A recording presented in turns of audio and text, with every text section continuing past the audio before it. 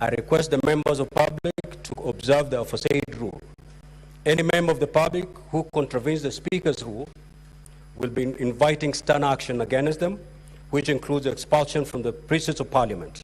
The office of the Clerk of the Senate is directed to ensure compliance with the Speaker's rules.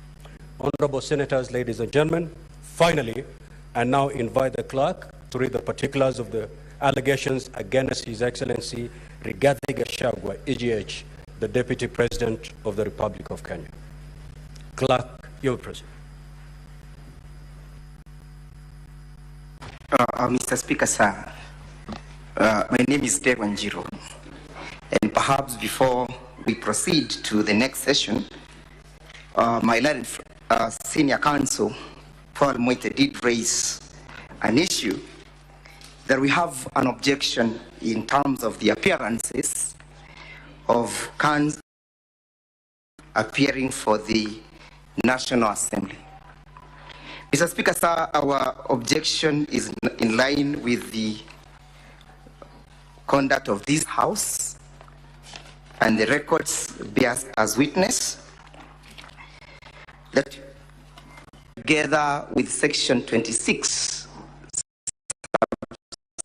Section 2 of the Leadership and Integrity Act, which bars a full-time state officer from engaging in meaningful employment. Mr. Speaker, sir, it will be prejudicial to our client if this House was to allow my learned friend, Senior James Orengo, to represent the National Assembly in these proceedings. Mr. Speaker, sir, just recently, this House, which is a House of record, we bear as witness that during the impeachment of the County Assembly attempted to appear by legal counsel represented by one Honorable Soro. An objection was raised by my learned friend, Senator Chargay, which objection was sustained by this House. Mr. Speaker, sir, our objection is further premised in the High Court decision, that is High Court Constitutional Petition 204 of 2019, where Justice Ogola barred His Excellency the Governor of Siaya County from representing the then Director General of Kenya Port Authority, one Daniel Maduk. The judgment is before this honorable House that a person who is engaged in full cannot then purport to appear and represent a party before this assembly. It will raise serious conflict of interests. The same will prejudice our client, and it's also in violation of clear provisions of the law as cited. In that respect, Mr. Speaker, sir, we invite you to uphold our objection before the charges are read out to the to our client. Mr. Speaker, sir, in this ruling that I've just cited, the court was of the view that a person who is engaged in full-time engagement as a state officer cannot and is barred from representing a party in a private capacity. We so beseech you, Mr. Speaker, sir, to uphold our objection. I am most humbled.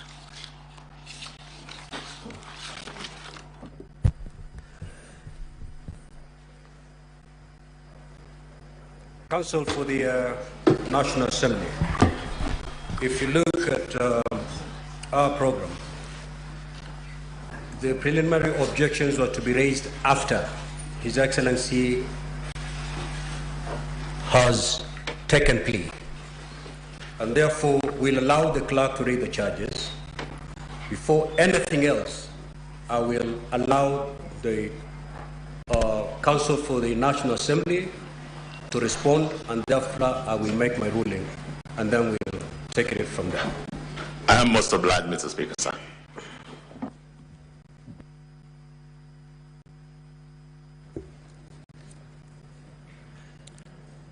Proposed removal from office by impeachment of His Excellency Rigathi Gachagua, EGH, Deputy President of the Republic of Kenya. Particulars of the allegations.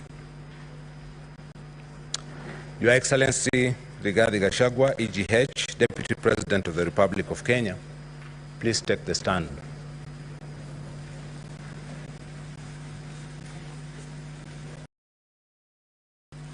Your Excellency Rigathi Gachagua, EGH, Deputy President of the Republic of Kenya, the grounds for your proposed removal from office by impeachment, as received by the Senate from the National Assembly, are as follows.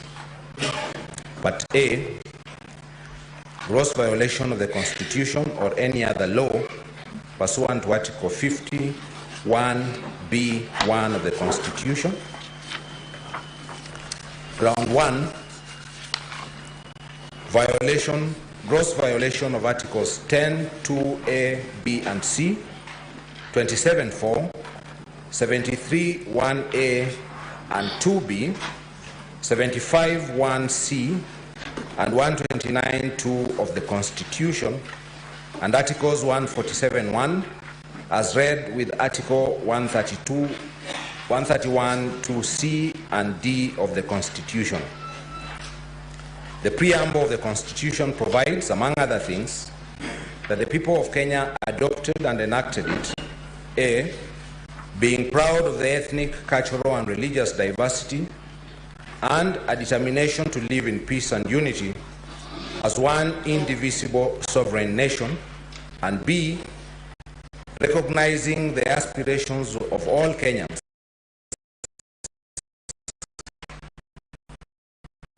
for a government based on the essential values of human rights, equality, freedom, democracy, social justice, and the rule of law. The preamble of the Constitution is supplemented by Article 10, 2A, B, and C of the Constitution, which establishes the core national values and principles of governance that bind all state officers, including the Deputy President. These values and principles include patriotism, human dignity, national unity, equity, social justice, inclusiveness, non-discrimination, equality, human rights, protection of the marginalized, democracy, and good governance. Moreover, Articles 73(1)A and 2B of the Constitution establish responsibilities of leadership. They provide that the authority assigned to a state officer, such as the Deputy President, is a public trust to be exercised in a manner that is consistent with the purpose and objects of the Constitution, demonstrates respect for the people, brings honor to the nation and dignity to the office, and promotes public confidence in the integrity of the office. Also, Article 27(4) of the Constitution prohibits all forms of discrimination, including discrimination based on ethnic or social origin, conscience, belief, language, and birth. Further, Article 73(2)B of the Constitution provides that decision-making should be objective and impartial and should not be influenced by favoritism and improper motives. Furthermore, Article 75(1)C of the Constitution provides that a state officer should behave, whether in public and official life, in private life, or in association with other persons, in a manner that avoids demeaning the office he holds. Therefore, as a matter of constitutional compliance, the Deputy President of the Republic of Kenya, who is the principal assistant to the President of the Republic, is required, A, to promote the constitutional core values such as peace and unity of all Kenyans in the context of ethnic, cultural, and religious diversity, patriotism, national unity, rule of law, democracy and participation of the people, equity, social justice, inclusiveness, equality, human rights, non-discrimination, and protection of the marginalized and good governance. B, to respect and uphold representation of Kenya's multi-ethnic and culturally diverse society through the promotion of equality and affording equal opportunities to all Kenyans in appointments to the public service and allocation of public resources. And C, to make, promote and implement public policy decisions that do not discriminate against any Kenyan based on conscience, ethnic or social origin, language or birth. However, on diverse dates throughout the last 2 years, His Excellency Rigathi Gachagua has persistently made utterances threatening to discriminate, exclude and unlawfully deny sections of the people of Kenya and regions of the Republic of Kenya equal opportunities for public service appointments and allocation of public resources.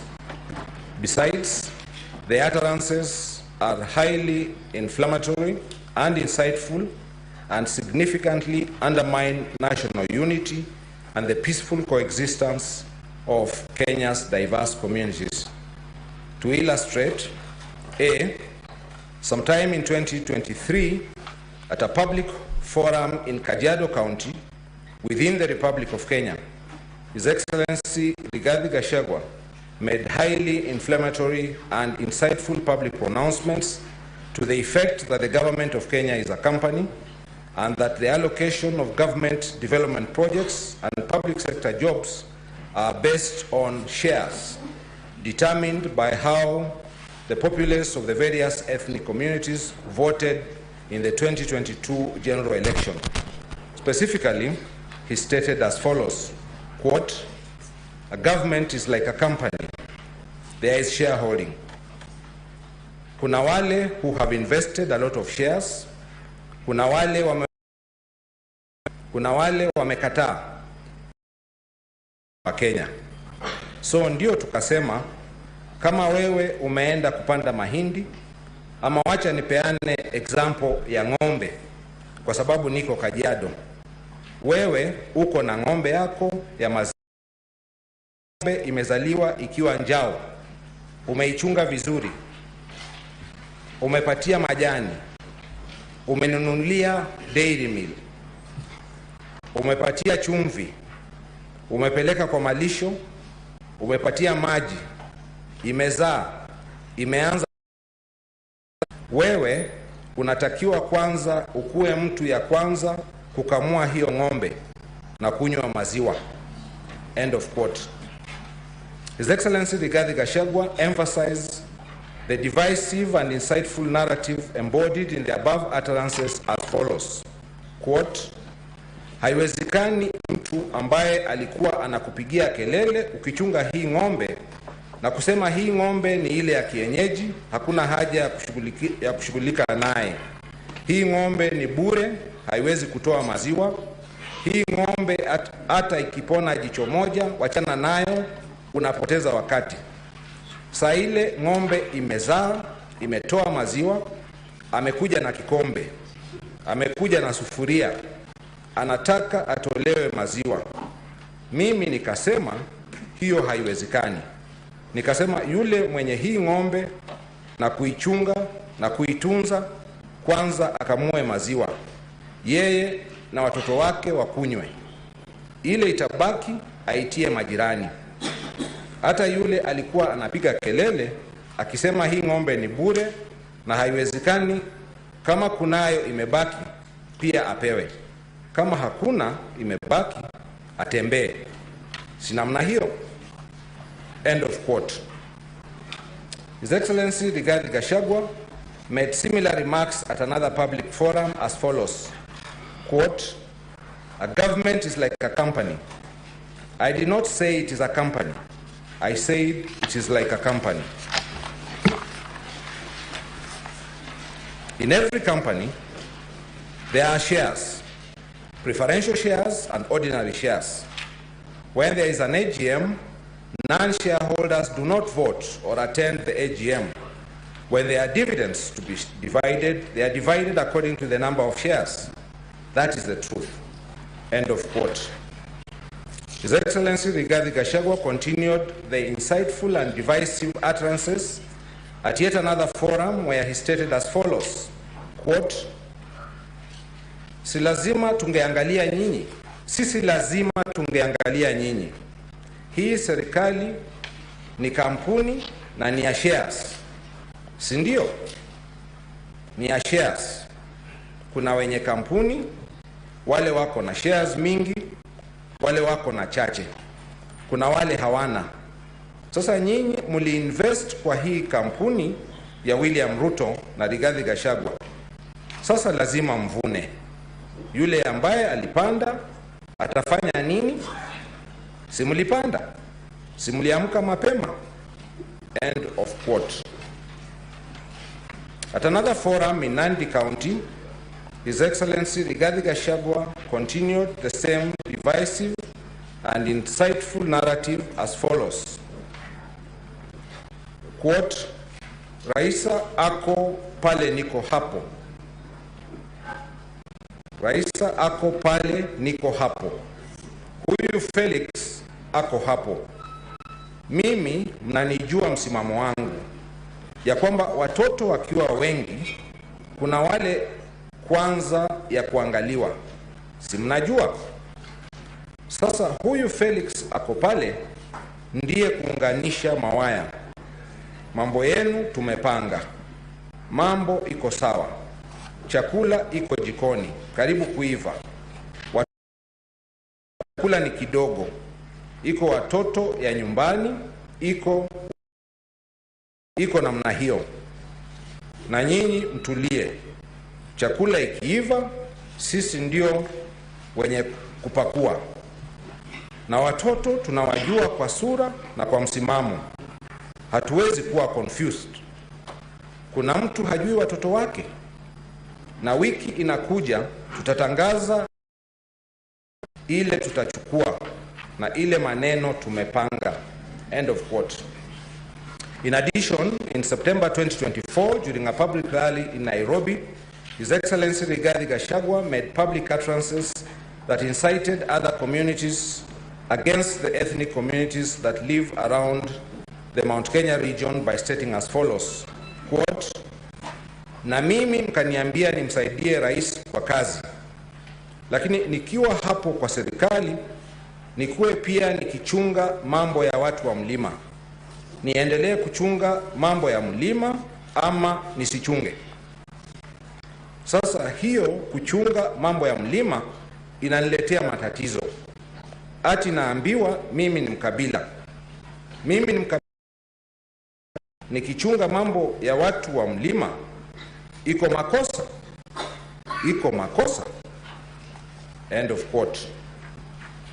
His Excellency Rigathi Gachagua's utterances throughout the past 2 years undermined the promotion of national unity in the context of Kenyan society's multi-ethnic demography.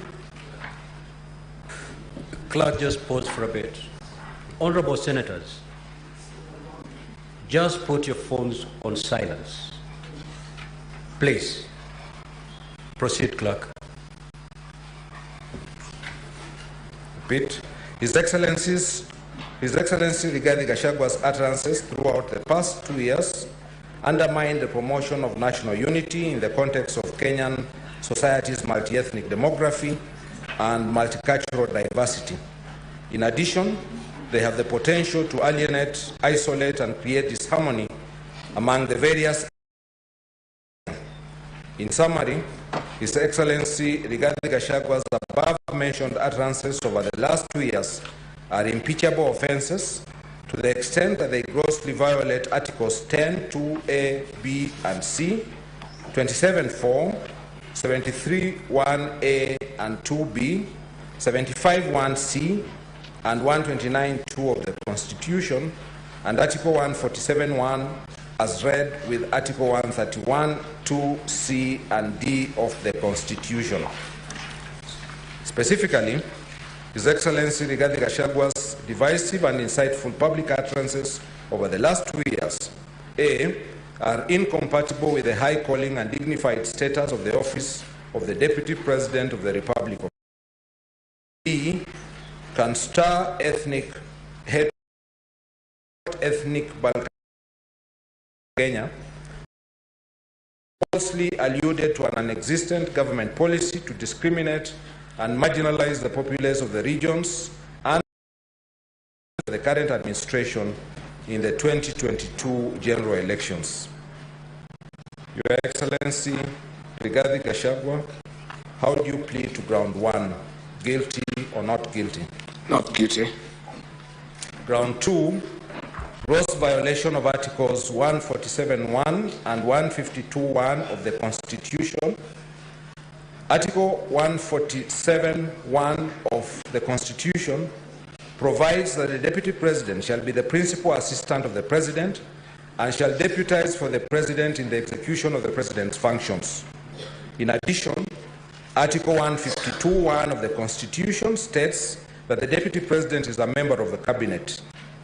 On various dates throughout the last 2 years, His Excellency Rigathi Gachagua undermined the President and the Cabinet and the effective discharge of the national government's executive mandate by making unilateral public statements that were inconsistent with policy positions collectively adopted by the government.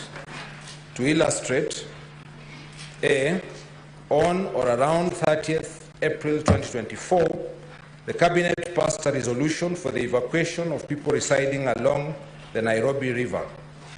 B, shortly after that, His Excellency Rigathi Gachagua made a public statement opposing the Nairobi River riparian evacuation orders, which the Cabinet had sanctioned for public safety and climate change mitigation.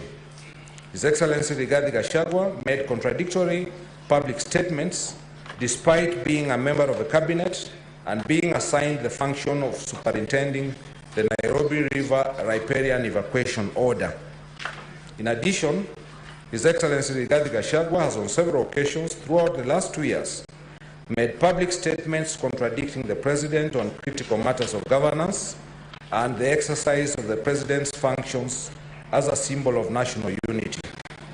To illustrate, in March 2023, at a public forum in the Nyanza region, the President said Kenya belongs to all, notwithstanding how people voted in the 2022 general elections, and that he would ensure the government does not discriminate against anyone. However, His Excellency Rigathi Gachagua, speaking after the President at another public forum, contradicted him by saying that Kenya is a company in which the provision of government services is based on shares.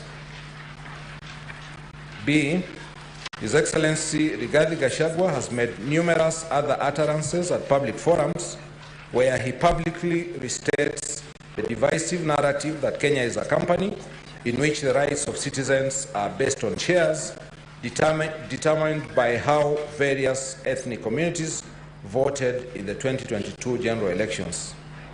His Excellency Rigathi Gachagua's unilateral, divisive, and insightful public statements are impeachable offenses to the extent that A, they undermine the effective discharge of the national government's executive mandate, B, they violate the doctrine of collective responsibility, C, they are equivalent to insubordination of the President, which is incompatible with his constitutional status as the principal assistant to the President of the Republic of Kenya.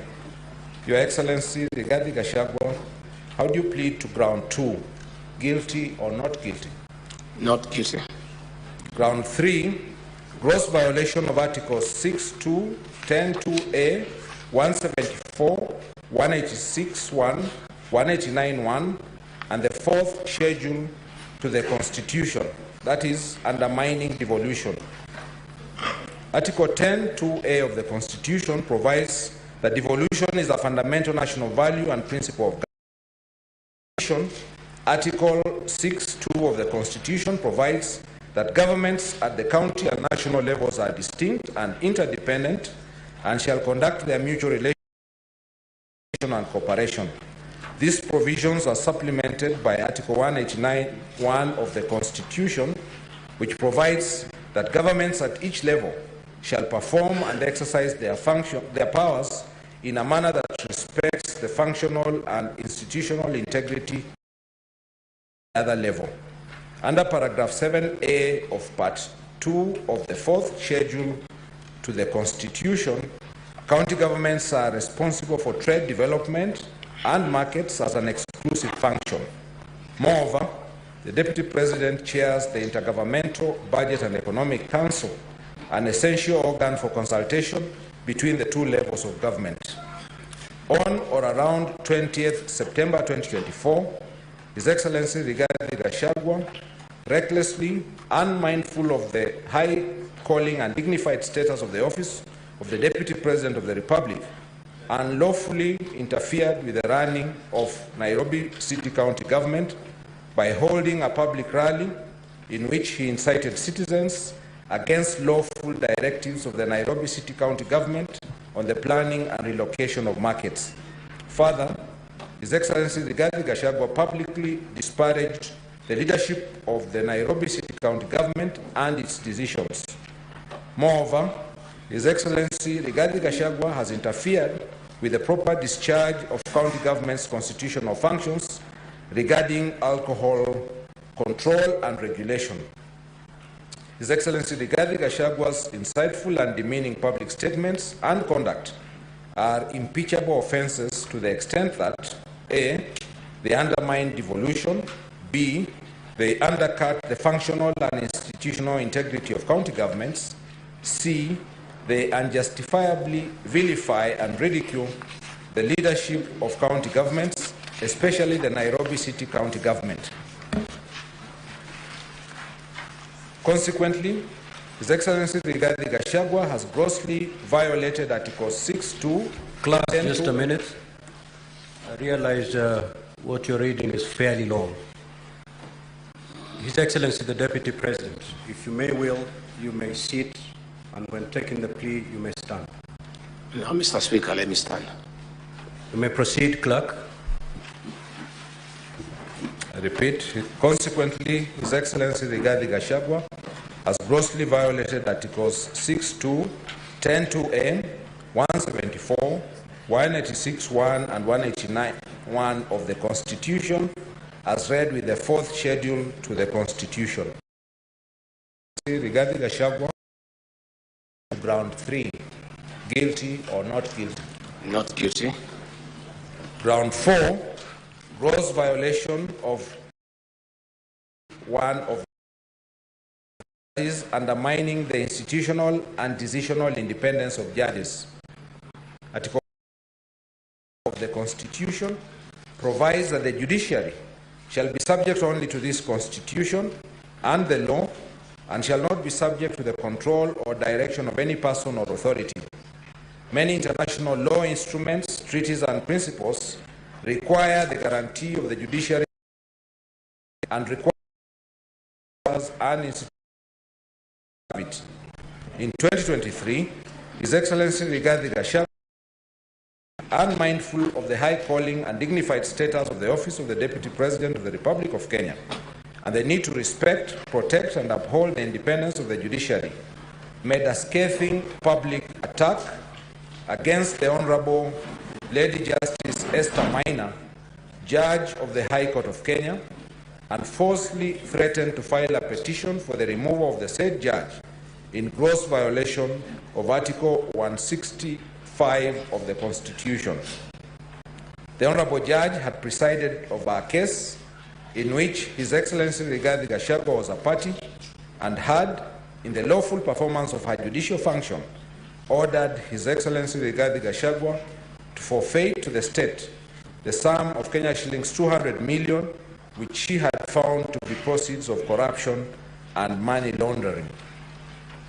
His Excellency Rigathi Gachagua's public attacks against the judge are impeachable offences to the extent that they undermine the functional and decisional independence of judges. Your Excellency Rigathi Gachagua, how do you plead to ground 4, guilty or not guilty? Not guilty. Ground 5, gross violation of Articles 3.1 and 148.5a of the Constitution, that is breach of the oaths of office and allegiance. His Excellency Rigathi Gachagwa's actions and utterances outlined in grounds 1, 2, 3, and 4 constitute a gross violation of Article 3.1 of the Constitution, which requires every person to respect, uphold, and defend the Constitution. Further, the actions and utterances of His Excellency Rigathi Gachagua grossly violate Article 148.5a of the Constitution, which prescribes the oath of allegiance of the office of the Deputy President, that obligates the Deputy President to obey, preserve, protect, and defend the Constitution and all other laws.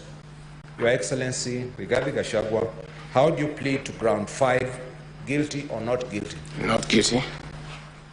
Part B, serious reasons to believe that the Deputy President has committed a crime under national law pursuant to Article 151b(2) of the Constitution.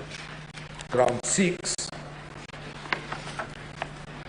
serious reasons to believe that His Excellency Rigathi Gachagua has committed crimes under Sections 13(1)(a) and 62 of the National Cohesion and Integration Act. Section 13 of the National Cohesion and Integration Act provides that it is an offense for any person to use threatening, abusive, or insulting words or behavior where the person intends to stir up feelings of ethnic contempt, hatred, hostility, violence, or discrimination. The section also makes it an offense to use such words or engage in such behavior when, having regard to all the circumstances, ethnic hatred is likely to be stirred up. Besides, Section 62 of the National Cohesion and Integration Act states that a person commits an offense when the person makes statements that are intended or are likely to stir up feelings of ethnic contempt, hatred, hostility, violence, or discrimination. His Excellency Rigathi Gachagua's persistent, inflammatory, reckless, insightful public utterances over the last 2 years, the details of which are set out in grounds 1, 2, 3, and 4, establish serious reasons to believe that he has committed crimes under Section 13(1) and 62 of the National Cohesion and Integration Act. Your Excellency Rigathi Gachagua, how do you plead to ground 6, guilty or not guilty? Not guilty. Ground 7, serious reasons to believe that His Excellency Rigathi Gachagua has committed crimes under Sections 45(1), 46, 47A(3), and 48(1) of the Anti-Corruption and Economic Crimes Act, and Sections 2, 3, 4, and 7 of the Proceeds of Crime and Anti-Money Laundering Act.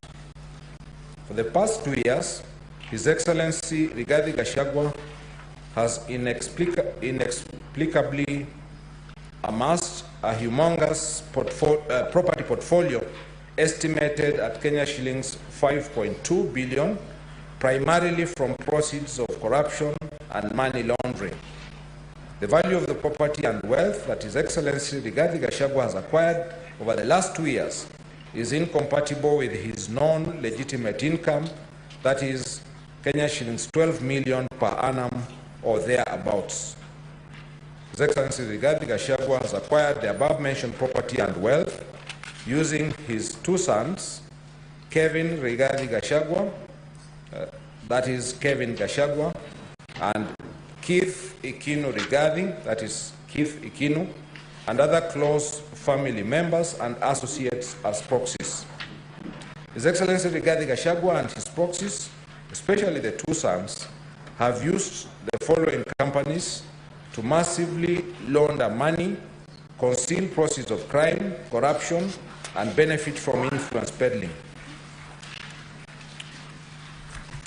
Number 1, Spiritway Limited, PVT-Y2ULDMKY, date of incorporation 14th of September 2023, shareholders Dorcas Wanjiko Rigathi, who is director, stroke shareholder, stroke beneficial owner, with 100 shares. 2. Fortis Biz Group Limited, PVT-MKUMAKEE,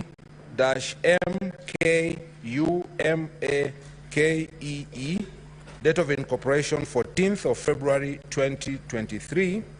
Shareholders Kevin Rigathi Gachagua with 50 shares and Keith Ikinu Rigathi 50 shares. 3.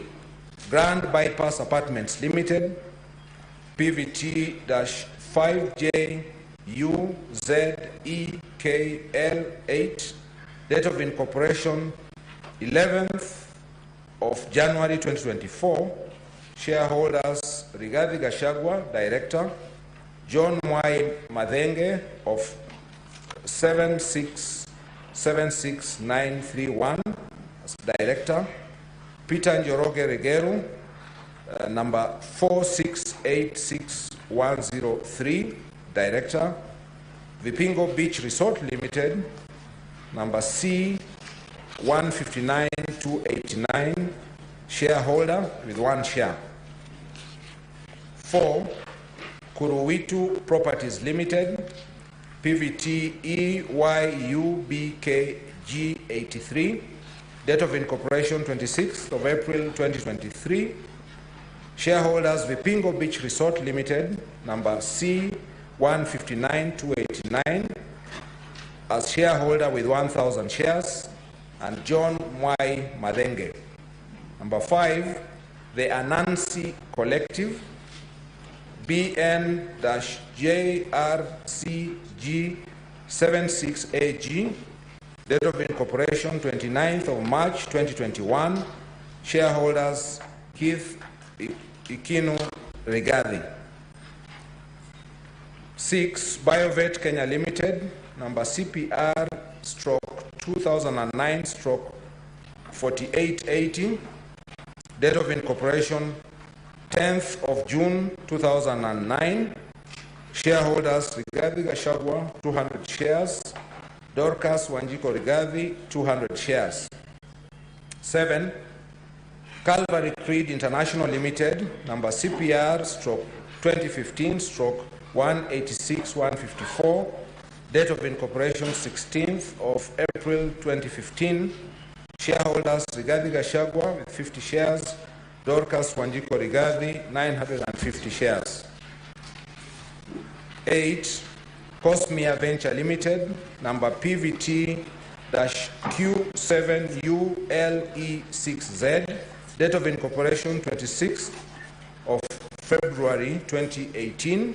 Shareholders Herman Zoita Maina 200 shares, James Mwangi Kagodho 50 shares, Kevin Rigathi Gachagua 250 shares, Keith Ikinu Rigathi 50 shares, Irene Nyanjao Washira 250 shares, and David Kikemboi Mudhamia 200 shares.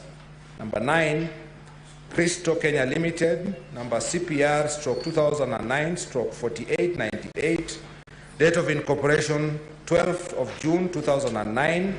Shareholders Kevin Rigathi Gachagua 200 shares, Keith Ikinu Rigathi 200 shares. 10. Delta Merchants Limited, number CPR/2009/4874, date of incorporation 9th of June 2009.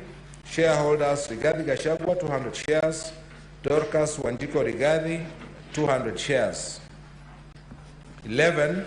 Vipingo Beach Resort Limited, number C159289, date of incorporation 5th of August 2008. Shareholders Kevin Rigathi Gachagua as Director, Keith Ikinu Rigathi, Director, estate of the deceased James Nderito Gachagua, shareholder with 10,000 shares. 12. Rigathi Gachagua Foundation, number CLG-XXFXRG, date of incorporation 11th of November 2022. Shareholders Rigathi Gachagua. 13.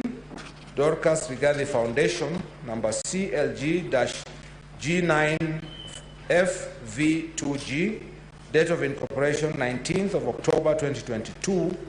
Shareholders Kevin Rigathi Gachagua, Keith Ikino Rigathi, Dorcas Wanjiko Rigathi, Nancy Wamboi Kang'ethe. 14, Heartland Supplies Limited, number CPR/2009/4881. Date of incorporation 11th of June 2009. Shareholders Rigathi Gachagua, director stock shareholder with 200 shares. Dorcas Wanjiko Rigathi as director and shareholder with 200 shares. 15, Karandi Farm Limited, number C94303. Date of incorporation 25th of June 2001. Shareholders Rigathi Gachagua as director, shareholder with 700 shares. Dorcas Wanjiko Rigathi as director and shareholder with 100 shares. 16, Morani Manufacturers Limited, number PVT-8LU7Q8GD. Date of incorporation 13th of October 2021. Shareholders Dorcas Wanjiko Rigathi as director and shareholder, 200 shares. Keith Ikino Rigathi, director and shareholder, 200 shares. Joshua Karianjahi Waiganjo, director, shareholder, 600 shares. And Grace Washuka Mwangi, beneficial owner. 17, Mothers of the Land Limited, number CLG-55FD3B, date of incorporation 1st of December 2021. Shareholders Louisa Njeri Wanjiro, director stroke member. Caroline Jepkemboi Waiyaki, director stroke member. Lucy Njogoine Motegi, director stroke member. Dorcas Wanjiko Rigathi, director stroke member. 18, Pioneer Medical Kenya Limited, number CPR/2009/4910, date of incorporation 9th of June 2009. Shareholders Rigathi Gachagua as director stroke shareholder, 200 shares. Dorcas Wanjiko Rigathi, director and shareholder, 200 shares. 19, Ryder Furniture Mart Limited, number C141876, date of incorporation 18th of July 2007. Shareholders Rigathi Gachagua as director and shareholder, 500 shares. Dorcas Wanjiko Rigathi as director and shareholder, 500 shares. 20, Royal Crimson Ventures Limited, number PVT-LRU2QZL, date of incorporation 26th of February 2018. Shareholders Kevin Rigathi Gachagua as director and shareholder with 400 shares. Keith Ikino Rigathi as director and shareholder, 400 shares. And Peter Kangagi Githaiga as director and shareholder, 200 shares. 21, Technical Supplies and Services Limited, Kenya Limited, date of incorporation 6th of June 2009. Shareholders Rigathi Gachagua as director stroke shareholder with 400 shares.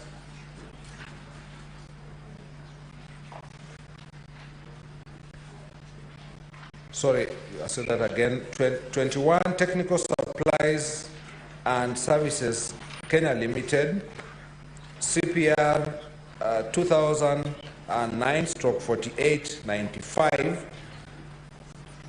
Date of incorporation is 6th of June 2009. Shareholders are Rigathi Gachagua, director, stroke shareholder with 400 shares, and Francis Moshiri Wanguo, director.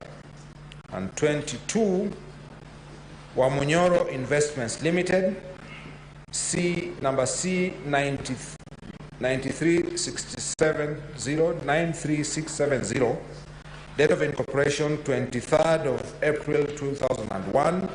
Shareholders Kevin Rigathi Gachagua was director, stroke shareholder with 1 share, and Keith Ikinu Rigathi, director, stroke shareholder with 1 share.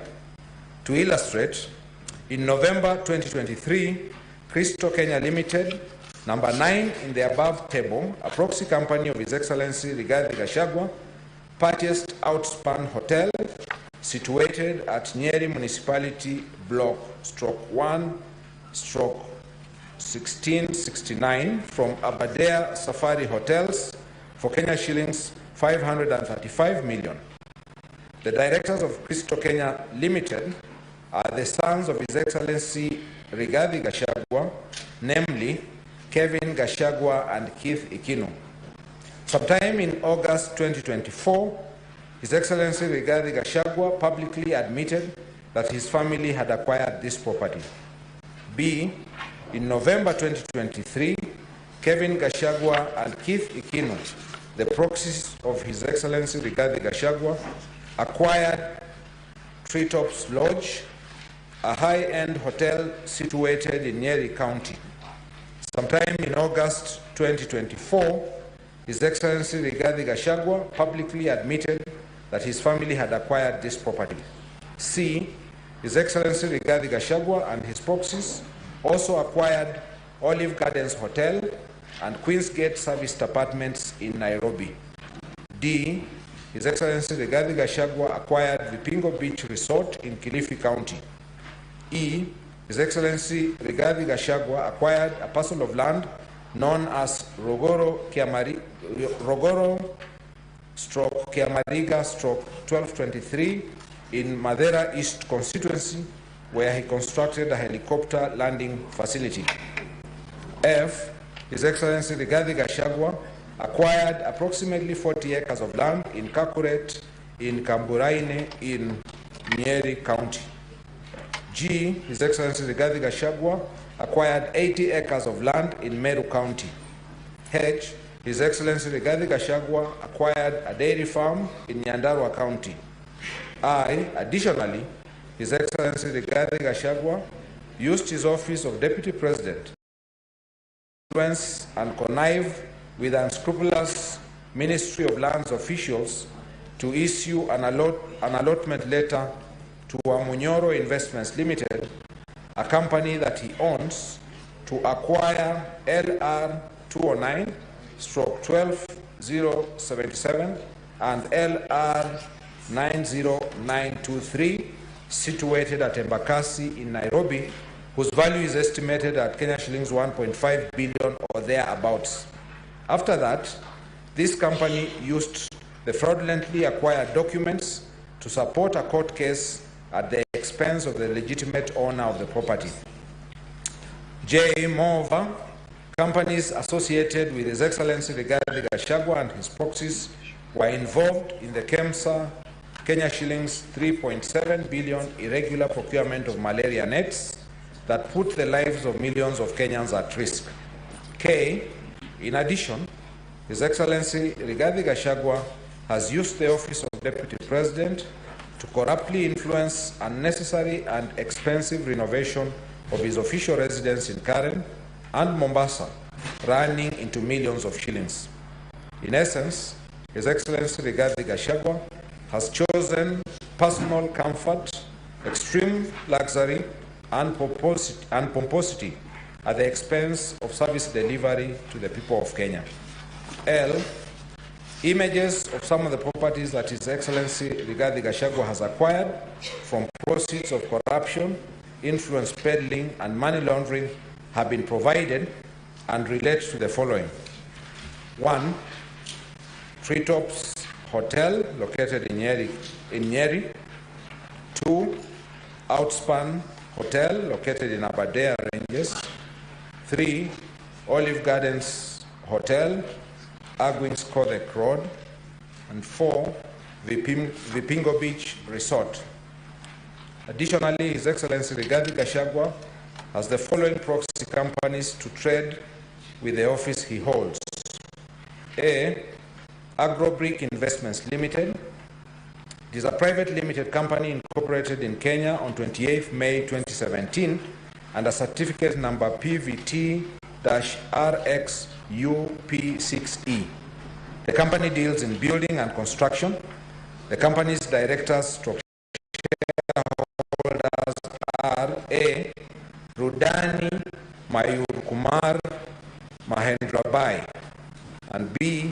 Patel Ankit Kumar Hasmukbai, a Kenyan national.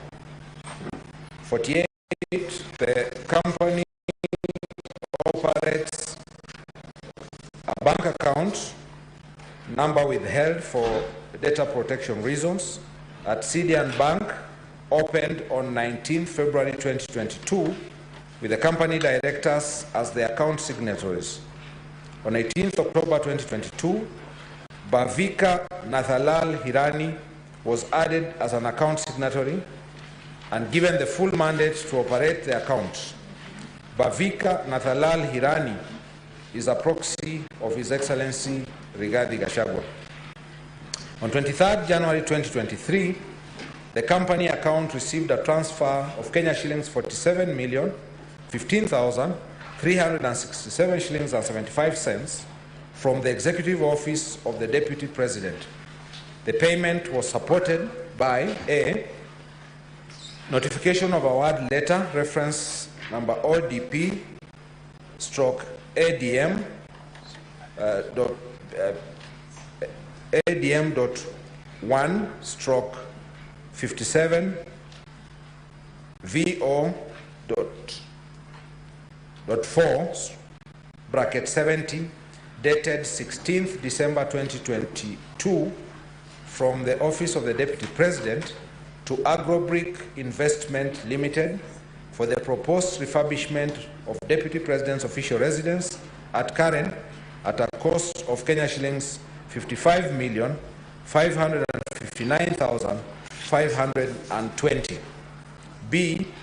Payment voucher of Kenya shillings 55,133,265.92 was received on 10th January 2023 as the first interim payment in respect of the contract ODP-RT-001, ODP-RT-001/2022-2023. C. An agreement letter dated 22nd December 2022 between Office of Deputy President and Agrobrick Investment Limited for the proposed renovation of Deputy President's official residence in Karen. Bhavika Nathalal Hirani signed the document as a director of Agrobrick Investment Limited. On 23rd January 2023, the funds were suspiciously transferred through a transfer of Kenya shillings 45 million to a related entity, that is Vaggiani Enterprises Limited. Shockingly, the account had been dormant for around 9 months before it received the payment from the Office of the Deputy President, adding to the reasonable suspicion that it was a special purpose vehicle to siphon funds for His Excellency Rigathi Gachagua. B. Lusona Events Limited. This is an events management company that was registered on 30th of October 2012 under certificate number CPR/2012/87037. The company directors are A. Esther Wanjiro Njenga and B. Cecilia Mudhoni Njenga. The company operates 2 accounts at the SBM Bank, which it opened in 2015. The company's directors are account signatories. Ian Njuguna Gitata was also introduced as an account signatory and is the sole account operator, pointing to the likelihood that he is the beneficial owner. Between 1st January 2024 and 11th July 2024, the account at SBM Bank received a total of 100 million shillings, 262,821.43 cents from the Office of the Deputy President, characterized by the receipt of multiple transfers. On 2nd of July 2024, the Deputy President's Office paid Lusona Events Limited part of the above-mentioned proceeds of corruption and money laundering in 8 transactions in a single day as follows. On 2nd of July 2024, the amount of 2,946,900. Secondly, on 2nd of July 2024, the amount of 4,806,639 shillings. Thirdly, on 2nd of July 2024, the amount of 4,679,130 shillings. Fourthly, on 2nd of July 2024, the amount of 2,955,450 shillings. Fifth, on 2nd of July 2024, the amount of 3,374,400 shillings. Sixthly, on 2nd of July 2024, the amount of 5,451,912 shillings and 40 cents. Number 7, on 2nd of July 2024, the amount of 3,582,536 shillings and 50 cents. And number 8, on 2nd of July 2024, the amount of 3,840,625 shillings and 60 cents. A substantial portion of the Kenya shillings 100,262,821 and 43 cents was used for luxurious largesse and unnecessary expenditure for carpets, etc., laid down for the Deputy President's functions. Some of the funds were utilized as follows. A. Ian Gitata made Kenya shillings 22,800,000 in cash withdrawals. Some of the withdrawals were declared as cash to pay undisclosed beneficiaries. It was suspicious why they preferred cash payments as opposed to bank transfers. B. Kenya shillings 4 million transferred to a law firm. C. Kenya shillings 26,993,350 investment in fixed term deposits as follows. 1. On 27th of May 2024, Kenya shillings 9,993,350. 2. On 11th July 2024, Kenya shillings 17 million. The utilization of funds was reasonably believed to be an act of corruption and money laundering, as most of the money was withdrawn in cash rather than bank transfers, which is a custom for huge payments. His Excellency Rigathi Gachagua is reasonably suspected to be the principal beneficiary of these dubious transactions. C. St. Nicholas Rehabilitation and Industrial Training Institute Limited. The company was incorporated on 8th of April 2021 under registration number PVT-AAACMO4. It deals with student rehabilitation and industrial training, trading as St. Nicholas Rehabilitation Center and Psychiatric Hospital. The sole company director is Nicholas Mugambi Maingi. The company operates an account at Equity Bank, opened on 18th August 2017, with the company director as the sole account signatory. Between 1st March 2024 and 5th June 2024, the account received a total of Kenya shillings 21,060,000 from the office of the Deputy President. The funds were suspiciously utilized as follows. A. Kenya shillings 2 million was allegedly used to purchase a white Toyota Prado from Umarali Motors Limited for Kenya shillings 8.5 million. B. Another Kenya shillings 4 million was suspiciously transferred to Nicholas Maingi's account. A cash trail in the personal account revealed that upon receipt of the funds, Nicholas made a transfer of Kenya shillings 4,660,000 to Umarali Motors Limited on 21st March 2024. The purported payment to Umarali Motors Limited using two routes raises reasonable suspicion of corruption and money laundering. Further, prior to receipt of the two payments from the Office of the Deputy President, the account was transacting in minimal accounts, raising suspicions that the entire transaction was a conduit used by His Excellency Rigathi Gachagua to siphon public funds. The payment scheme used typifies money laundering transactions.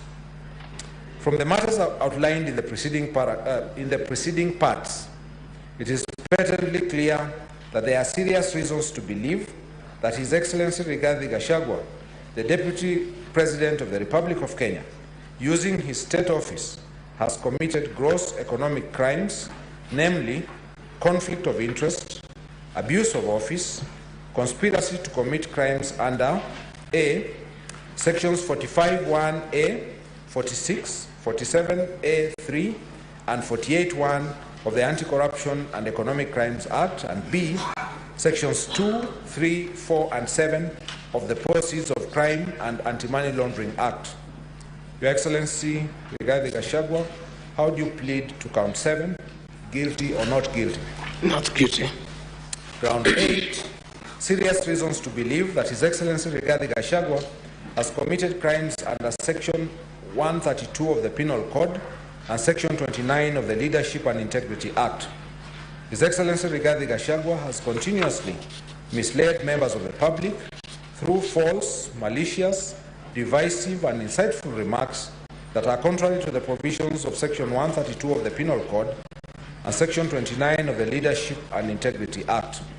To illustrate, sometime in January 2024, His Excellency Rigathi Gachagua made a sensational but false accusation that Honorable Justice Esther Maina, Judge of the High Court of Kenya, had engaged in corruption. He publicly said he would present a petition for the removal of the said judge, which he has not done to date, leading to the inevitable conclusion that he knew his allegations were false. On or about 26th of June 2024, His Excellency Rigathi Gachagua, recklessly and unmindful of the high calling and dignified status of the Office of the Deputy President of the Republic and his membership to the National Security Council, both being positions that require one to be a discreet and tempered leader, especially during moments of national crisis, addressed Kenyans on live television in Mombasa County and publicly made sensational statements against the National Intelligence Service, an essential national security organ, its director and officers. The following is an excerpt of part of his speech. I quote, "The Director General of the National Intelligence Service, Nurdin Haji, was a junior officer in the National Intelligence Service before he was appointed as DPP.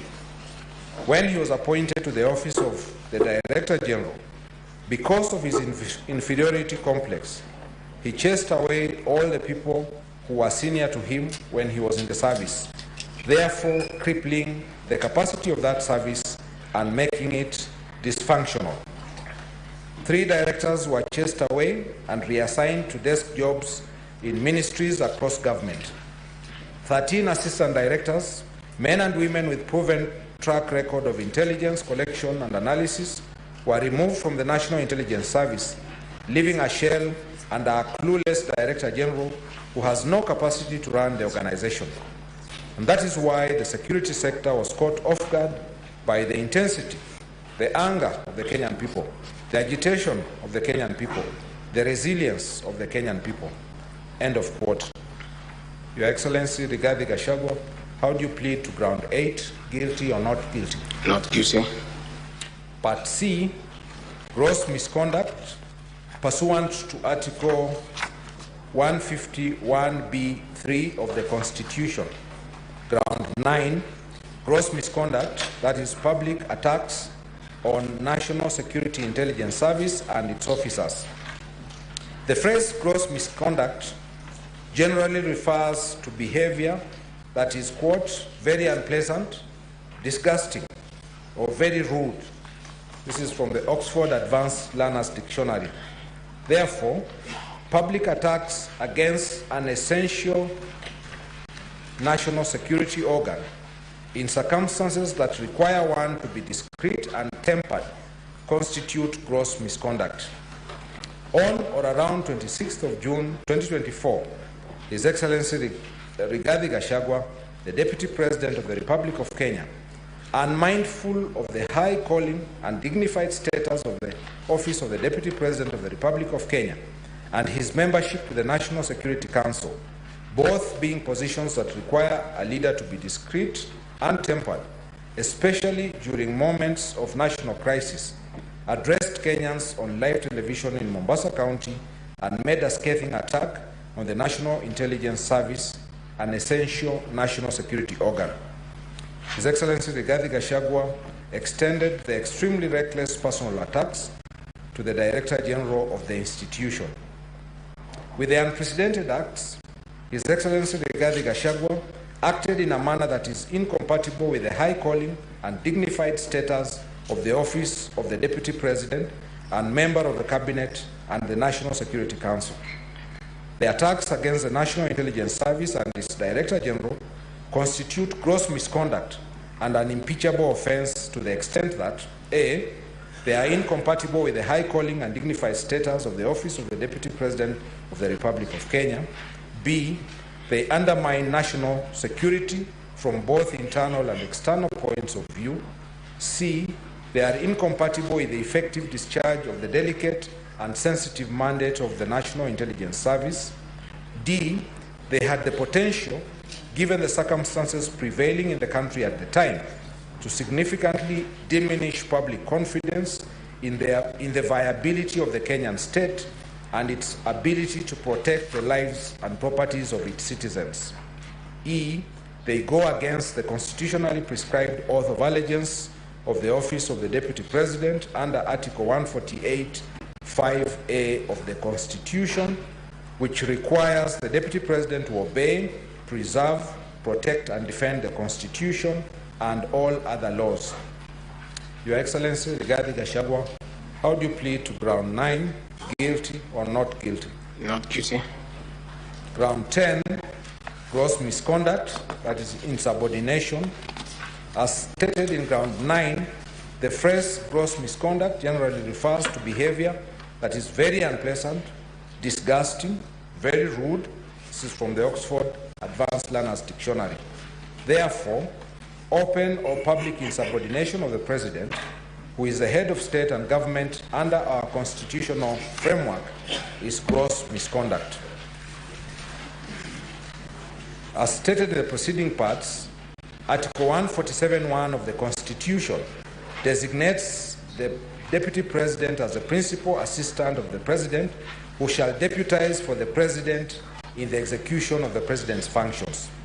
His Excellency Rigathi Gachagua has persistently undermined, demeaned, and committed insubordination instead of assisting the President in executing the state executive mandate. Instead, he has opted to run a smear campaign against the Presidency for political expediency. Further, whereas Article 147(2) of the Constitution requires the Deputy President to perform the functions conferred by the Constitution and any other functions that the President may assign, His Excellency Rigathi Gachagua is openly sabotaging the agriculture, coffee, tea, sugar, and milk sectors, which the President tasked him to oversee.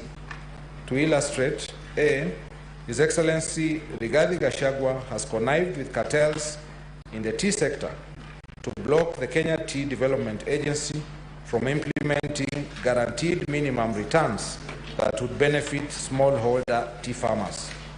B, His Excellency Rigathi Gachagua has influenced his family members, allies, associates, and proxies to take control of a local cooperative society, name withheld in Madeira, which they are financially hemorrhaging. Your Excellency, Rigathi Gachagua, how do you plead to ground 10, guilty or not guilty? Not guilty. Ground 11, gross misconduct, that is bullying. As stated in ground 9, the phrase gross misconduct generally refers to behavior that is very unpleasant, disgusting, or very rude. This is from the Oxford Advanced Learners Dictionary. Section 34 of the Leadership and Integrity Act provides that a state officer shall not bully any person. Bullying includes repeated offensive behavior that is vindictive, cruel, malicious, or humiliating, and is intended to undermine a person. For the past 2 years, His Excellency Rigathi Gachagua has persistently bullied state and public officers. To illustrate, A, His Excellency Rigathi Gachagua bullied Kenya Medical Supplies Agency officials into awarding a tender for the supply of mosquito nets to Crystal Limited, his proxy company. Crystal Limited has submitted a fake bid bond with the sole intention of fraudulently acquiring public property. B, His Excellency Rigathi Gachagua routinely bullies public officers in national security organs whom he subjects to public attacks and humiliation. C, His Excellency Rigathi Gachagua routinely summons procurement officers in ministries and state institutions and instructs them to direct the procurement of goods and services in a particular manner. D, in the presidency, His Excellency Rigathi Gachagua identified public officers who he thinks stand in his way of creating dominance within government and political kingship, and he has severely threatened, intimidated, and harassed them. E, in 2023, His Excellency Rigathi Gachagua used his position as a deputy president to intimidate public officers and a contractor to divert materials meant for the construction of the Kilifi-Malindi Road to tarmac a private road to Vipingo Beach Resort, a hotel associated with him. F, His Excellency Rigathi Gachagua uses his constitutional power as deputy president solely to implement sectarian, parochial, and personal interests that seek to profit him. Your Excellency Rigathi Gachagua, how do you plead to ground 11? Guilty or not guilty? Not guilty.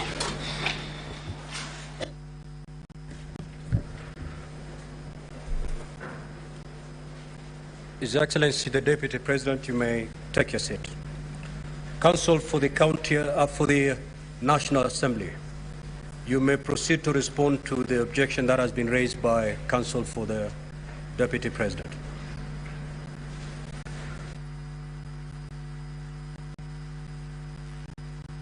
Perhaps, Mr. Speaker, sir, just before Counsel responds to my application, for efficiency and expediency, permit me also to bring to the attention one more application in respect to the documents that were served upon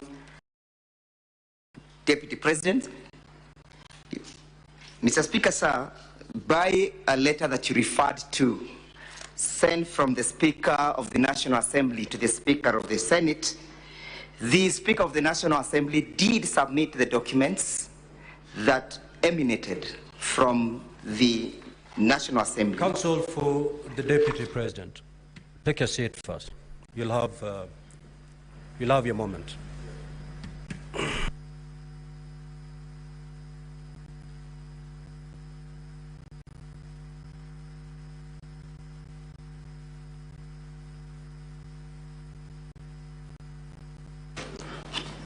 Mr. Speaker, sir, if I could take a few moments. A full-time state officer shall not participate in any other gainful employment. Mr. Speaker, sir, that article introduces one critical variable: gainful employment. Mr. Speaker, sir, gainful employment has been defined within our laws. Specifically, Section 26 of the Leadership and Integrity Act has defined what would amount to gainful employment. If I may, Mr. Speaker, sir, Section 26(1) reads, subject to subsection 2, a state officer who is serving on a full-time basis shall not participate in any other gainful employment. It then proceeds at subsection 2 to say, in this section, gainful employment means work that a person can pursue and perform for money or other form of compensation or remuneration which is inherently incompatible with the responsibilities of the state office or which results in the impairment of a judgment of a state officer in the execution of the functions of a state office or results in a conflict of interest in terms of Section 16. And so to our response, there has been no assertion that learned senior counsel James Orengo, by representing a party before this House, has participated in gainful employment. In any case, what evidence has been tendered before this Honorable House to speak to that fact? Mr. Speaker, sir, that is a question that has also received judicial interpretation.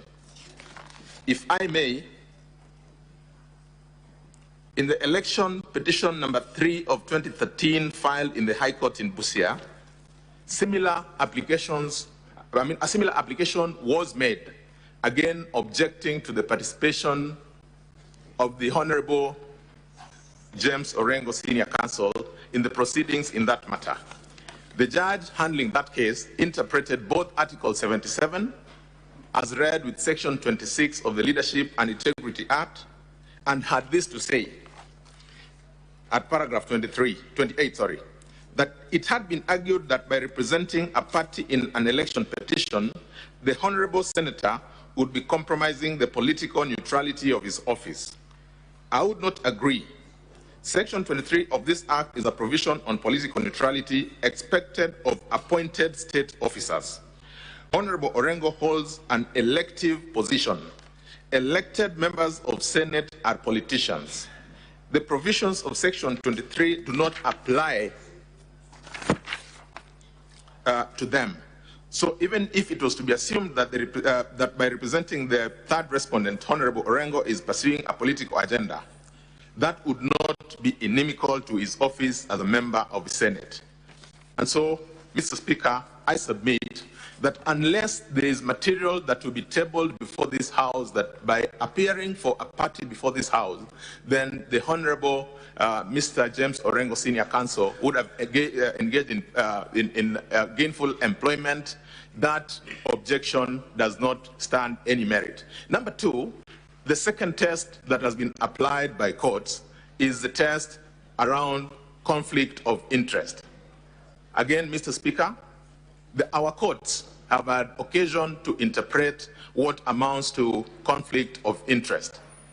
In a case determined by a 5-judge bench, a case reported in our laws, that is EKLR 2018, the case of Philomena Mbete Mwilu versus the DPP and two others,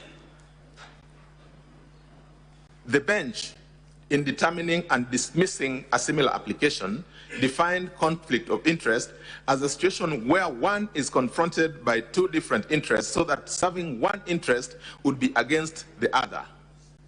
Mr. Speaker, sir, there hasn't been any conflict of interest that has been, even in the least, mentioned by the objector to the participation of Senior Counsel, the Honorable James Orengo.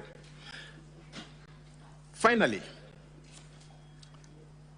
has there been an indication as to any prejudice that could be occasioned by the participation of the Honorable James Orengo Senior Counsel before this House this afternoon? To the best of my recollection, none has been mentioned. Is counsel, for instance, saying that the participation of the Honorable James Orengo before the proceedings in this House would be such that they would fundamentally impair their defense when they get the opportunity to present the case? I'm just asking myself. That has not been said. In any case, Mr. Speaker, sir, if that was to be the case and the fear that has been presented, then as advocates, as counsel, we operate within very clear and defined rules. Those rules are meant to ensure that a party before this House, just like would be a party before any court or any other forum, does not suffer or does not have a compromise to the rights to fair hearing under Article 50. In the absence of any prejudice that has been mentioned before you, we urge that that objection be dismissed. I've also had occasion to look at the case that was referred to by my learned friend, Mr. Njiru, and with respect, that case turned on two critical points. The first one being that the participation of the Honorable James Orengo as a senator in that matter was said to have had the potential of compromising his participation in the Senate proceedings, because then he was a senator. He is not a senator as we speak. So that then marks a significant difference or departure between what led to the finding in that decision and what we have before you. The judge in that specific matter also went on to add that there must also be established a question or a fact of benefit. Again, I reiterate that no indication, no evidence, or even assertion has been presented before this House to suggest that the Honorable James Orengo Senior Counsel has in any way benefited by being in this House participating as counsel. So with that, Mr. Speaker, sir, we urge that that objection be dismissed. I am most obliged. That is what Section 26. Senior Counsel, don't go to that line of argument. If the evidence of him acting pro bono has not been laid on the table, has the evidence of him earning been put on the table?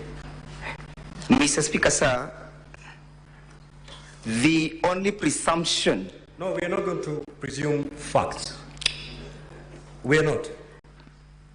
Mr. Speaker, sir, I am well guided, but may be noted and may go on record that the grounds laid by Section 26, subsection 2, have not been rebutted by the submissions made by counsel insofar as the gainful employment in these proceedings is concerned. Number two, he is here as a governor of Siaya County, not as a senator.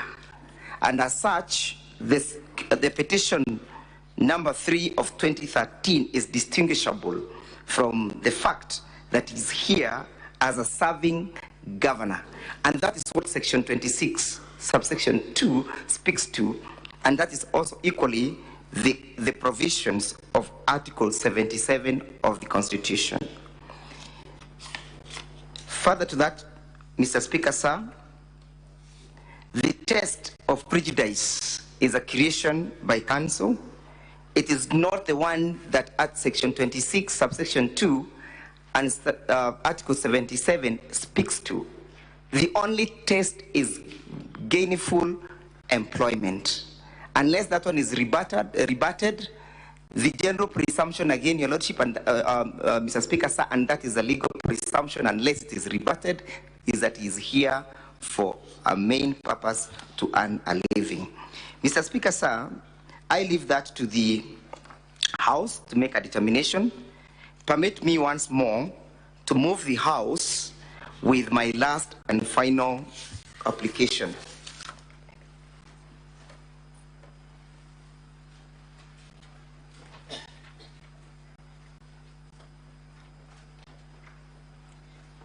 Yeah, insofar as, Mr. Speaker, sir, these proceedings are in issue.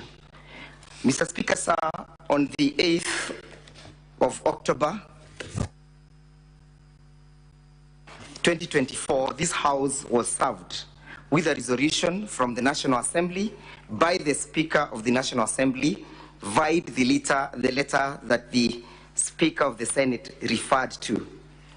That letter, Mr. Speaker, sir, appears at page 547 to 548 of Volume 5 of the National Assembly's bundle of documents.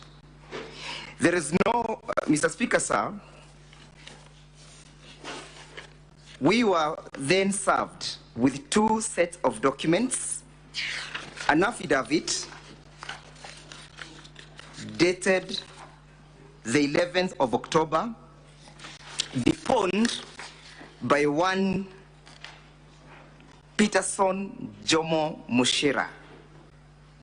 Our objection, Mr. Speaker, sir, is that that document, that affidavit, did not form part of the documents that were submitted by the Speaker of the National Assembly to the Speaker of the Senate. It's our argument, Mr. Speaker, sir, that this is new evidence. Further to that, Mr. Speaker, sir, we were equally served with a bundle of documents from the National Assembly, which is labeled as Volume 8A, which is also indicated as responses from various government agencies. Again, Mr. Speaker, sir, this is new evidence that does not find itself at page 547 to 548 of the bundle of documents submitted to you or to this Honorable House by the Speaker. The prejudice, Mr. Speaker, sir, is that our response was exclusively limited to the documents that we were served with. Further to that, Mr. Speaker, sir, it's our argument and our application that these documents will prejudice our case in the sense that, Mr. Speaker, sir, they will violate our rights to a fair hearing. This is trial by ambush by the National Assembly. It's a tradition of this House, Mr. Speaker, sir, and I refer to the findings of this House in the Honorable Governor Sonko in a ruling delivered by the Speaker of this House on the 17th of December, which ruling barred the County Assembly of Nairobi from introducing any new evidence. It has been the tradition of this House to protect all the parties that appears before it, so that, Mr. Speaker, sir, justice will not only be done, but will also seem to be done. We move this House to have these documents expunged from record, and the National Assembly be barred from relying on these documents. Mr. Speaker, sir, if these documents will be admitted, we shall suffer prejudice in the sense that we shall have no ability, or we shall have been denied an opportunity to respond to the same. We urge you, Mr. Speaker, sir, to hold that these documents is new evidence, and we rely on Rule 19 of this House rules. Noting that, Mr. Speaker, sir, the rules guiding these proceedings today do not provide for how to deal with new evidence as and when the same is brought to the attention of the House. However, the rules guiding the proceedings in the impeachment of a governor or deputy governor provides that new evidence shall not be admitted. Further to that, Mr. Speaker, sir, permit me to bring to your attention the findings in the case, in the civil appeal number 21 of 2014, which was the case of Governor Wambora versus the County of Assembly of Embu. Mr. Speaker, sir, in that case, Justice Odiek, may the Lord rest his soul in peace, Chief Justice Martha Koome, as then was, and Justice Vishram held that these proceedings of the impeachment of a president or deputy president are paramateria to the impeachment of a governor. That is to say, they are identical. So what applies in those rules in the impeachment of the governor can equally and should equally apply to these rules. And finally, this House being a House of record, then we are bound by our previous precedents. I am most obliged. Now, Counsel for the National Assembly, you have 1.5 minutes to respond. You may respond now, or you may respond after the lunch break. All right. Mr. Speaker, sir, I could respond shortly after the Because lunch break. under our rules, we have to rise at 1:15. Permit me then to respond after the lunch break. Mr. Blood. So, honorable members, I will deliver ruling at 2:30 and then allow the Council for the National Assembly to proceed to respond to the second limb of the objection.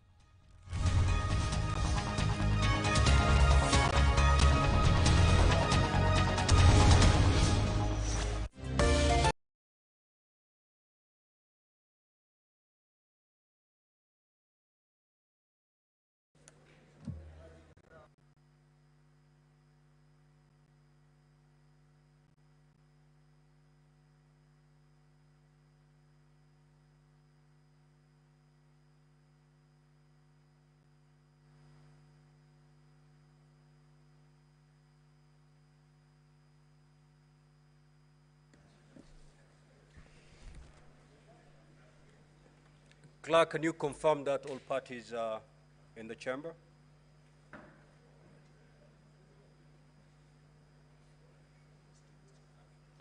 Okay, so we'll give 5 more minutes for the parties to settle in.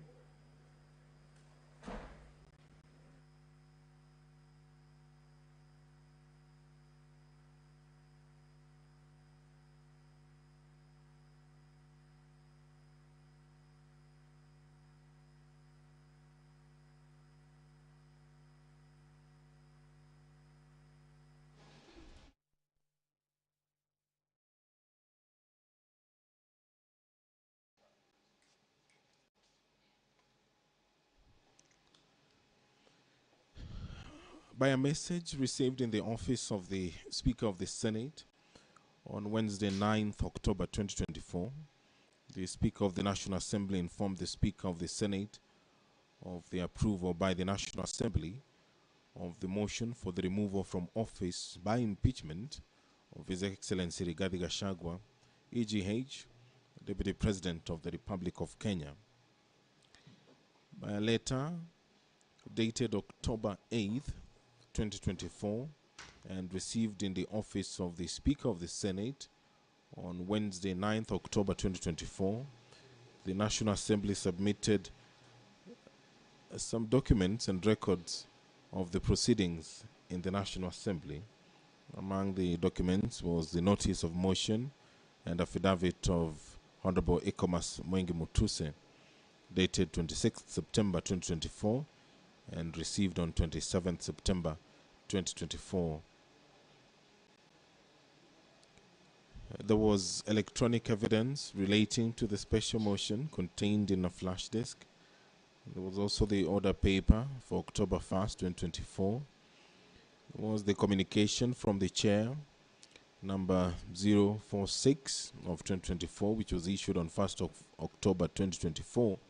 There was also the communication from the chair, number 047 of 2024, issued on 1st of October 2024, among other documents which the National Assembly did forward to the Senate regarding this particular business that the senators will be engaging in this morning and tomorrow.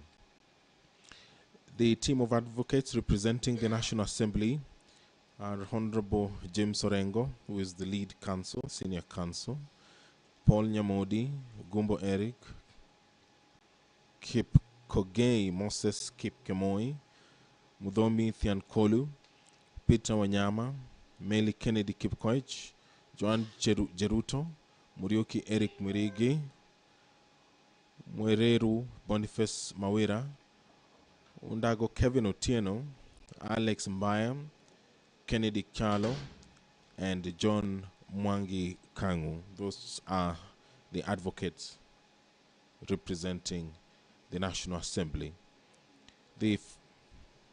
Clerk, do we have all the parties in the chamber?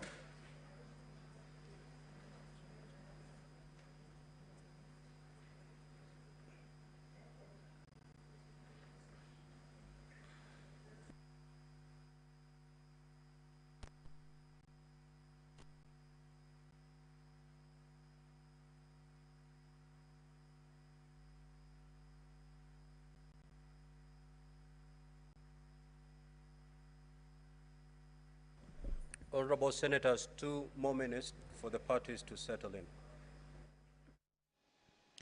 The National Assembly shall call the following witnesses: Honorable Ikomas Mwengi Mutuse, Mr. Andrew Mulua, Ms. Mercy Wanjau, Honorable Johnson Sakaja, and Mr. Peterson Jomo Mushira. The National Assembly, via the same letter, also forwarded the following documents: impeachment motion and witness affidavits, exhibits to the impeachment motion, exhibits to the impeachment motion, Volume 2A, Public Participation Report, Public Participation Report, Volume 4, Volume 5, House Proceedings, Volume 6, the Deputy President responds to the motion, Volume 7, the National Assembly's list and bundle of authorities, Volume 8, Affidavit of Peterson Jomo Mushira, and Volume 8A, responses from various government agencies. The following members of Parliament have been designated to attend and represent the National Assembly in the proceedings: Honorable Dr. Tiende Amolo, Honorable George Murugara, Honorable Samuel Chepkonga, Honorable John Makali, and Honorable Zamzam Mohammed. I'm informed that all the parties are now settled, ready for this hearing. I will therefore allow the clerk to call the first order.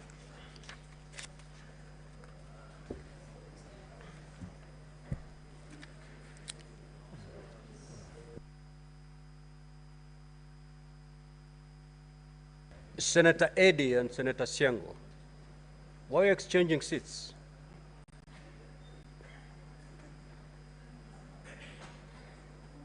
Proceed, clerk. Order number 2, reading of the charges on the proposed removal from office by impeachment of His Excellency Rigathi Gachagua, EGH, Deputy President of the Republic of Kenya.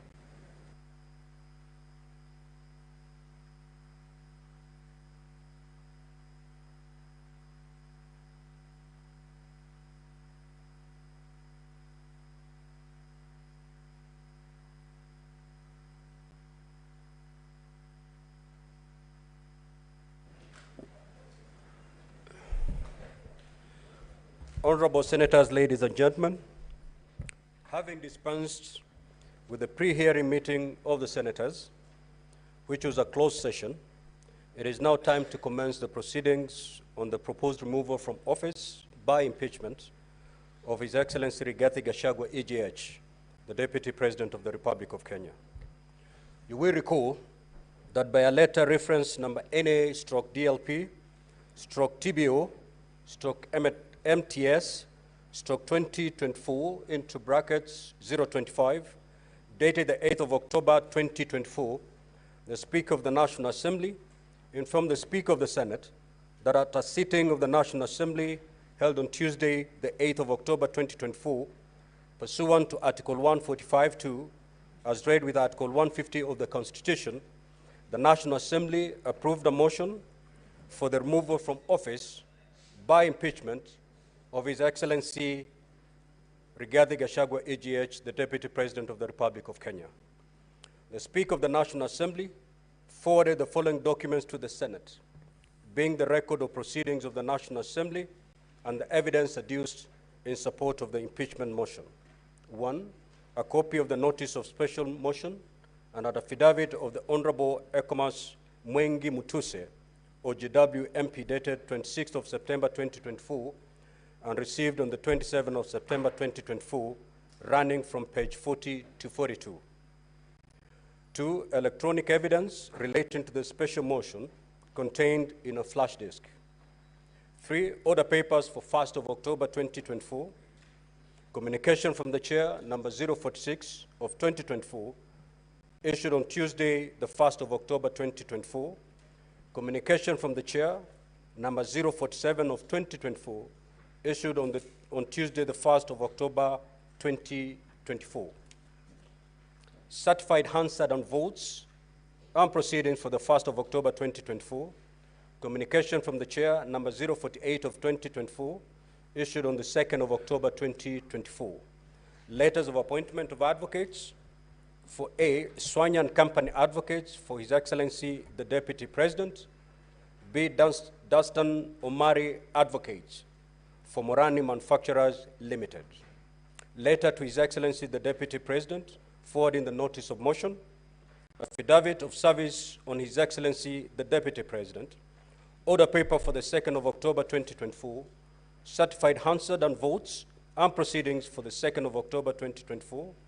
Public participation advertisement of the 2nd of October 2024, being the Daily Nation newspaper, Standard newspaper, and Star newspaper.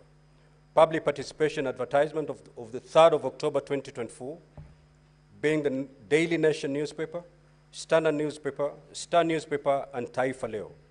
Public views, template, English and Kiswahili. Memo to constituency/county office managers, dated the 4th of October 2024. Public participation advertisement of 4th of October 2024, being Daily Nation newspaper, Standard newspaper, and Star newspaper. Order issued by the High Court, sitting at Kerugoya on Friday, the 4th of October 2024. Press statement by the Clerk of the National Assembly on the extension of public participation, issued on the 4th of October 2024. This communication is long, and bearing the situation of Senator Gloria Oroba, I will allow her to take her seat.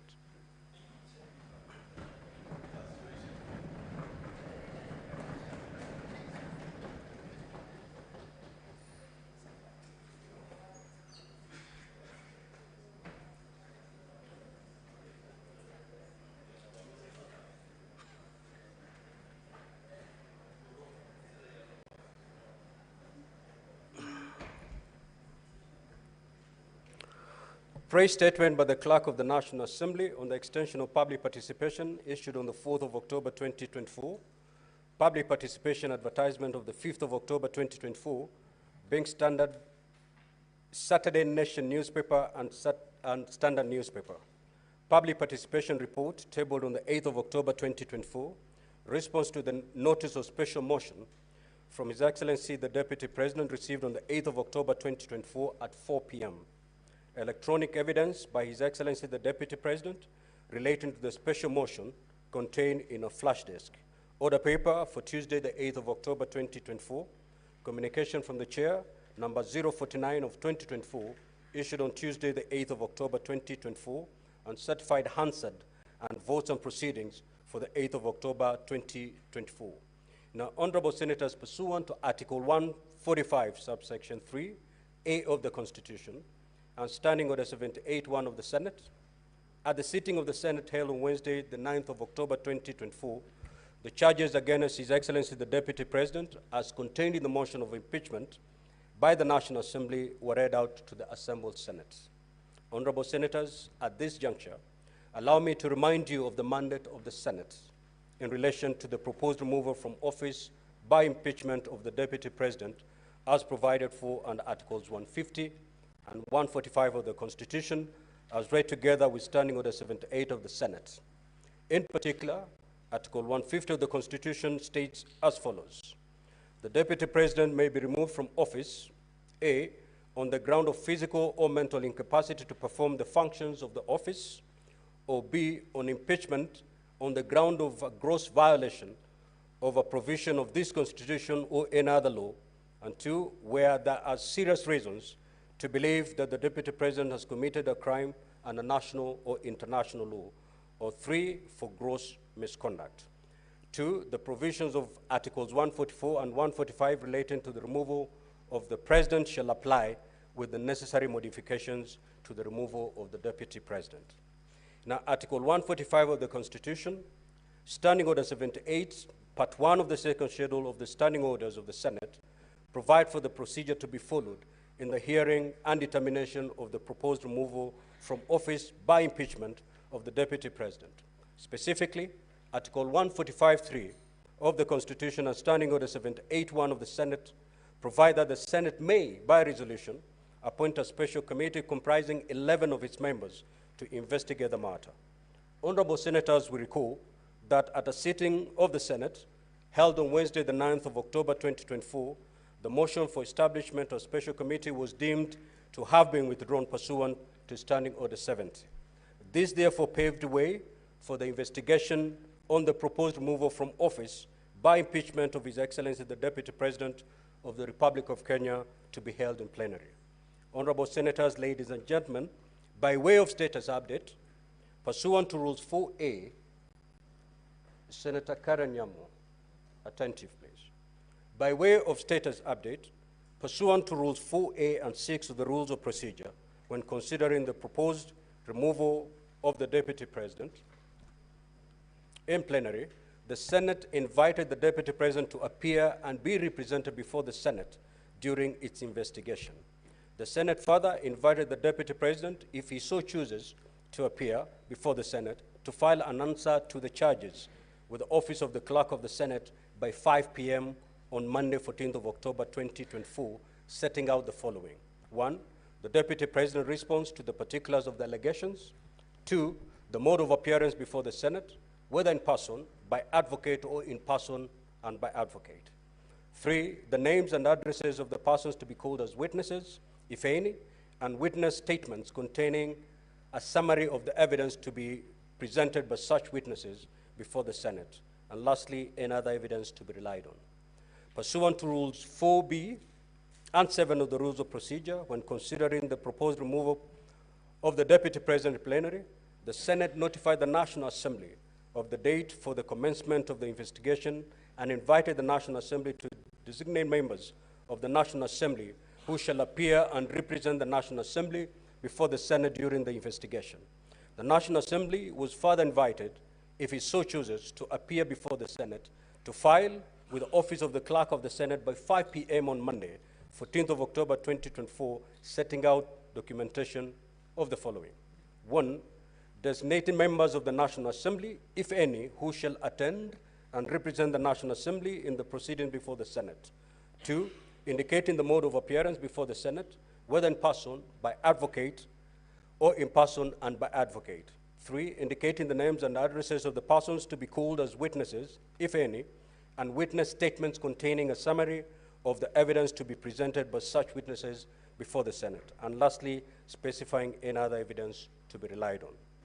Now, honorable Senators, ladies and gentlemen, on 14th of October 2024, the Office of the Clerk of the Senate received a response reference number SW/PET/153/VOEN/01/2024 and dated the 14th of October 2024 to the invitation to appear issued to the Deputy President from Ms. Sanywa Company Advocates, who indicated that His Excellency the Deputy President had appointed the firm to represent him in the proceedings before the Senate, and that the Deputy President would also appear in person and by advocates. The letter also indicated the list of counsel representing His Excellency, the Deputy President, and the list of witnesses for the Deputy President. Similarly, on 14th of October 2024, the Office of the Clerk of the Senate received a response reference number NA/CAN/CO/2024 into brackets 562 and dated 14th of October 2024 to the invitation to appear issued to the National Assembly from the Clerk of the National Assembly, indicating that Mrs. G&A Advocates LLP had been appointed to represent the National Assembly and that the National Assembly would appear in person and by advocates. The letter also indicated the members of the National Assembly representing the National Assembly in these proceedings and the witnesses for the National Assembly. Pursuant to Rule 8 of the Rules of Procedure, when considering the proposed removal from office of the Deputy President in plenary, on Monday, 14th of October 2024, the Clerk of the Senate furnished each party with the documentation filed by the other party in accordance with Rule 6 and 7 of the Rules of Procedure. Honorable Senators, ladies and gentlemen, the hearing program, which has been appended to today's order paper, details the various activities in the hearing and determination of the matter and the time allocated for each activity. It will be crucial that all parties comply with the time allocated. I will repeat, it will be crucial that all parties comply with the time allocated. The parties will be notified of the balance of time on each activity through the clerks at the table. In summary, the program states that after we have dispensed with the preliminary matters today, Wednesday, 16th of October 2024, the charges against the Deputy President, as submitted by the National Assembly, shall be read. Thereafter, His Excellency the Deputy President will be given an opportunity to take a plea on the charges. This will be followed by an opening statement by the National Assembly and the Deputy President.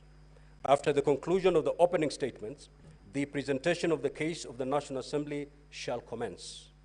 The National Assembly will have a maximum of 3 hours for presentation of the case and re-examination, while the Deputy President will be allocated 2 hours for cross-examination of witnesses after presentation of the case by the National Assembly. Honorable Senators will be given an opportunity to ask questions or seek clarification from the National Assembly. This should take us up to the end of today's sitting. At the sitting scheduled for tomorrow, Thursday, the 17th of October 2024, His Excellency the Deputy President will present his case before the Senate. The Deputy President will have a maximum of 3 hours for presentation of the case and re-examination, while the National Assembly will be allowed 2 hours for cross-examination of witnesses. Honorable Senators will also be given an opportunity to ask questions or seek clarifications from the Deputy President, following which the closing statements by the parties will be made for a period not exceeding 1 hour each. As provided for under Rule 27 of the Rules of Procedure for removal of Deputy President by impeachment, after the closing statements have been made, the hearing shall conclude and the Senate shall proceed into camera session to deliberate on the issues raised. The Senate shall thereafter proceed to debate a special motion prior to voting on each of the charges.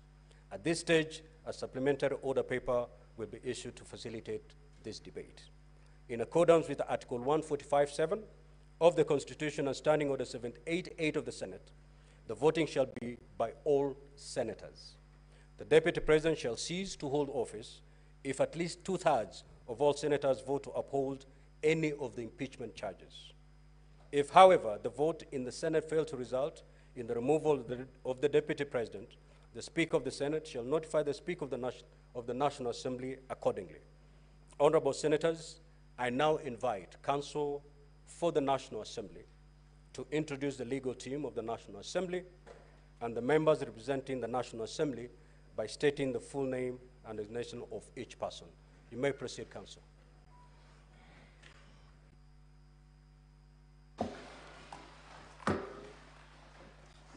Mr. Speaker, sir, for the National Assembly, the legal representation is as follows. The Honorable James Orengo, Senior Counsel, leading the team. Mr. Paul Nyamodi, Legal Counsel. Myself, Eric Gumbo, Legal Counsel. Dr. Mudomi Viankolu, Legal Counsel. Mr. Moses Kipkogei, Legal Counsel. Mr. Peter Wanyama, Legal Counsel. Mr. Ken Meli, Legal Counsel. And Mr. Mwangi